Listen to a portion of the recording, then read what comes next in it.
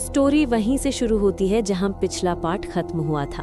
लियोरा shock में खड़ी होती है।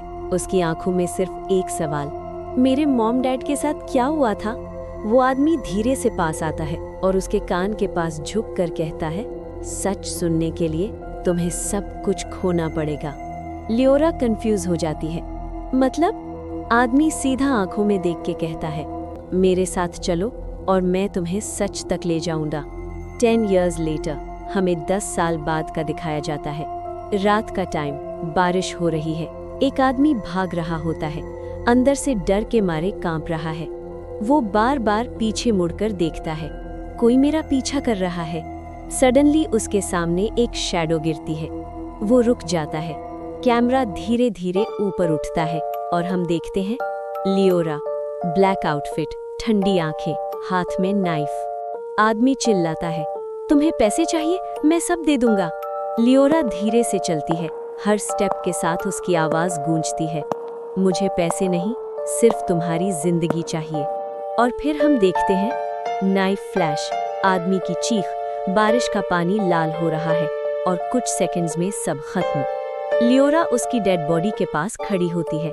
1 सेकंड के लिए रुकती है और धीरे से बोलती है, एक और नाम जिसे कुछ नहीं पता था।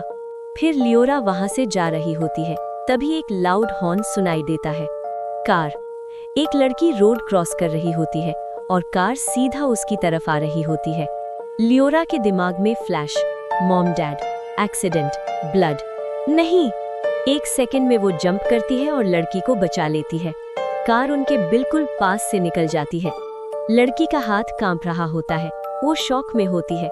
लियोरा उसे देखती है और पहली बार उसकी आंखों में सॉफ्टनेस दिखता है। ठीक हो तुम? लड़की का नाम इलारा। तभी एक लड़का दौड़ते हुए आता है। इलारा! ये लड़का उस लड़की का भाई होता है। वो अपनी बहन को जोर से हग करता है। मुझे लगा मैं तुम्हें दोबारा खो दूंगा। लियोरा ये सुनकर पूछती है, दोबारा मतलब?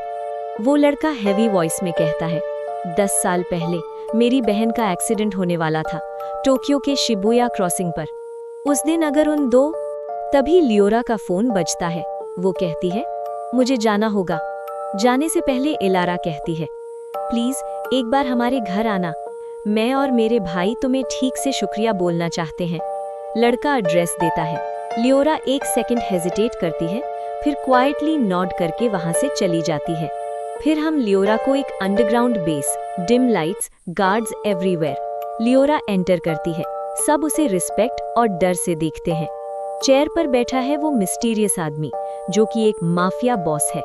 हमें पता चलता है कि उस मिस्टीरियस आदमी के पास सैकड़ों असैसिन्स हैं और उनमें से लियोरा उन्हीं नंबर 1 असैसिन है। फिर लियोरा सीधा बोलती है, आज का टारगेट भी कुछ नहीं जानता था। जब से मैं 18 की हुई हूँ, मैंने कितने लोगों को मारा, लेकिन किसी को भी कुछ नहीं पता। आपने कहा था इन लोगों में से किसी को सच पता होगा, लेकिन 2 साल हो गए मैं सिर्फ लोगों को मार रही हूँ और मुझे कुछ नहीं मिल रहा। बॉस चुप रहता है, फिर हल्का सा स्माइल करता है। सब्र करो लियोरा, सच इतनी आसानी से नहीं मिलता। लियोरा गुस्से में, या फिर आप मुझे सच से दूर रख रहे हैं? Room suddenly silent. Mafia boss आंखों में आंखें डाल के देखता है, फिर कहता है, तुम ज्यादा सोचने लगी हो। फिर वो बात घुमा देता है। फिर हम रात को लियोरा को बेड पर सोई हुई देखते हैं। उसके दिमाग में सब फ्लैश होता है।